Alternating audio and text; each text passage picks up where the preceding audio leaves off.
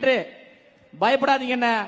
என்னதான் நடக்கும் நடக்கட்டுமே, இருட்டினில் நீதி மறையட்டுமே, தன்னாலே வெளிவரும் தயங்காதே, தலைவன் இருக்கிறான் மயங்காதே. திமுக சேலம் என்பது திமுகவின் கோட்டை அப்படின்னாங்க. அந்த கோட்டையில் ஓட்டை போட்டு தமிழக வெற்றி கழகத்தின் கோட்டையாக மாறிவிட்டது. இனி சேலம் என்றால் தமிழக வெற்றி கழகம், இனி சேலம் என்றால் எங்கள் அண்ணன் பார்த்திபன் என்கின்ற ஒரு நிலையை உருவாக்கி இருக்கிறோம்.